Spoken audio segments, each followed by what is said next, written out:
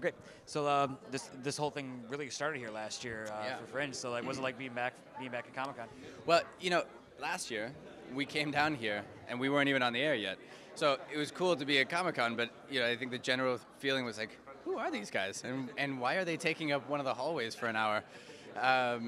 So I'm curious. We did get to go to the Comic-Con in New York while we were there shooting last season.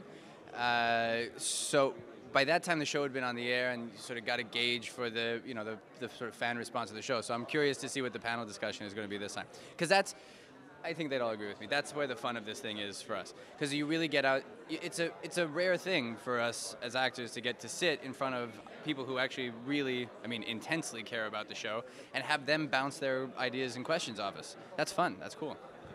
It's like living numbers, really. Yeah, kind of. And also, we put it all together and we think it through and we have our opinions about what it is and what's going to sort of land and what will resonate with people, but you never really know.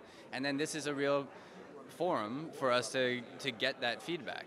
And in a way that's not, like the bitchy internet troll way or the, guy shouting at you across the street, "Fringe rocks, dude!" or the alternative, "Fringe sucks, dude!" This is actually a much more constructive environment. Can you talk about what changes might be in store for Peter as we go into season 2? Well, the big one is the one that was revealed at the end of season 1. At some point, he's going to find out that one of these things is not like the other one. But, I think for season 2, so far, season 2, for me, has been just broadening our understanding of who this Peter guy really was. Because we hinted at it a lot last year, but you never really saw him. He was just there, begrudgingly there, trying to figure things out, and he never really broke outside the gang. Well, in the beginning of the season so far, you see him get off the reservation a little bit, and you start to fill in some of these gaps in his story, like, did he really go to MIT? Did he really go to Iraq? We met him there, but what was he doing? So all these things sort of, they start to come up again, and you realize that he's not quite as decent a guy as he might come off. Can that be said for the rest of the characters as well? Does it kind of delve into everyone's backstory? I'm sure it will. We're only 3 episodes in, but I feel like, season 1, Walter's reason here is obvious and evident, right? He is he's like the hub of the wheel.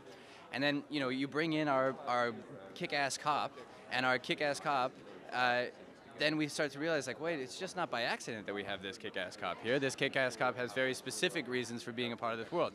And I think that we did that very well. We build up towards the end of the season, and those last 4 or 5 episodes, you're like, oh, this is why Olivia needs to be specifically a part of the Fringe group. But what we didn't do is ever explain why Peter was there. And I think, season 2, we're getting into that explanation of I guess when you see the gravestone, you realize something's up.